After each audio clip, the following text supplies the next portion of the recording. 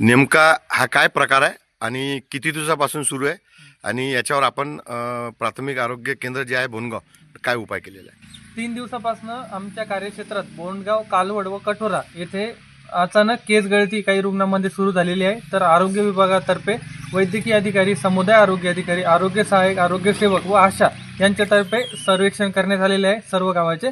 त्यामध्ये बोंडगाव, कालवड व कठोरा येथे अनुक्रमे 16, 13 व 7 केस गळतीचे रुग्ण आढळून आलेले आहेत।